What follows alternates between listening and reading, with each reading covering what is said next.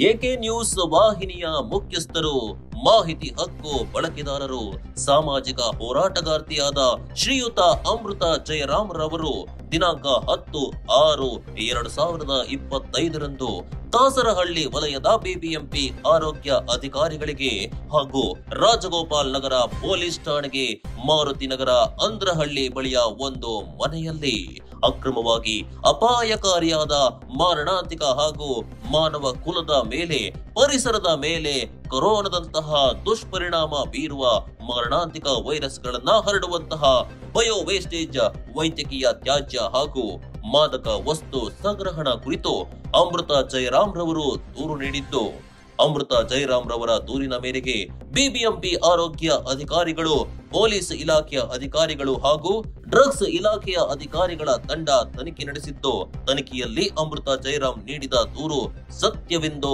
ಸಾಬೀತುಗೊಂಡಿರುತ್ತದೆ.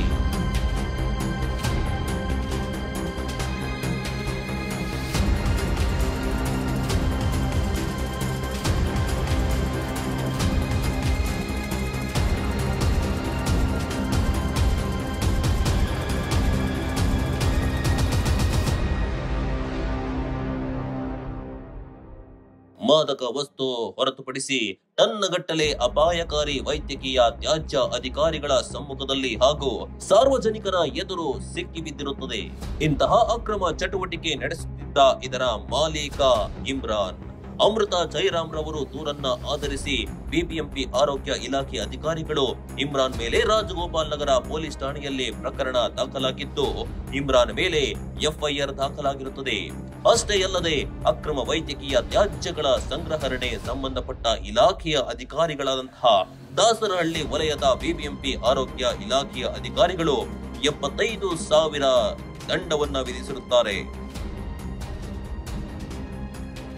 ಇನ್ನು ಅಕ್ರಮವಾಗಿ ಸಂಗ್ರಹಿಸಿಟ್ಟಿದ್ದ ಟನ್ಗಟ್ಟಲೆ ಅಪಾಯಕಾರಿ ವೈದ್ಯಕೀಯ ತ್ಯಾಜ್ಯದ ವಿಲೆ ಕುರಿತಂತೆ ಹಾಗೂ ಈ ಅಕ್ರಮ ವೈದ್ಯಕೀಯ ತ್ಯಾಜ್ಯಗಳ ಸಂಗ್ರಹಣೆ ಮೂಲಗಳ ಕುರಿತು ಇಲಾಖೆಯ ಮೂಲಗಳಿಂದ ಸಂಪೂರ್ಣ ತನಿಖೆ ಹಾಗೂ ಮಾಹಿತಿ ದೊರೆಯಬೇಕಾಗಿರುತ್ತದೆ.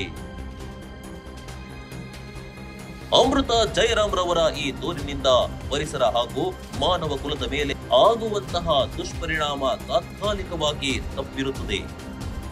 ಇನ್ನು ಈ ಅಕ್ರಮ ವೈದ್ಯಕೀಯ ಅಂಶಗಳ ವಿಲೆ ಕುರಿತಂತೆ ಅಧಿಕಾರಿಗಳು ತೆಗೆದುಕೊಂಡಿರುವ ಕ್ರಮ, ಅಧಿಕಾರಿಗಳು ಪಾಲಿಸಿರುವ ಕಾನೂನುಬದ್ಧ ಪ್ರಕಾರಗಳ ಕುರಿತಂತೆ ಅಧಿಕಾರಿಗಳು ಸ್ಪಷ್ಟನೆ ನೀಡಬೇಕಾಗಿರುತ್ತದೆ. ಇನ್ನು ಈ ಅಕ್ರಮ ಚಟುವಟಿಕೆಯನ್ನ ನಡೆಸುತ್ತಿದ್ದ ಇಮ್ರಾನ್ ಮೇಲೆ ಹೆಚ್ಚಿನ ತನಿಖೆಯಿಂದ ಸತ್ಯತೆ ತಿಳಿಯಬೇಕಾಗಿದೆ. ಇಂತಹ ಅಕ್ರಮ ಚಟುವಟಿಕೆಗೆ ಸಹಕಾರಿಯಾದ ಹಾಗೂ ಕಾನೂನು ಉಲ್ಲಂಘನೆ ಮಾಡಿ ಅಪಾಯಕಾರಿ ವೈದ್ಯಕೀಯ ತ್ಯಾಜ್ಯಗಳನ್ನ ಈ ಘಟಕಕ್ಕೆ ನೀಡಿದ ಆಸ್ಪತ್ರೆಗಳು, ಡಾಕ್ಟರ್ಗಳ ಮೇಲೆ ಕಾನೂನು ಕ್ರಮ ಜರುಗಬೇಕಾಗಿದೆ.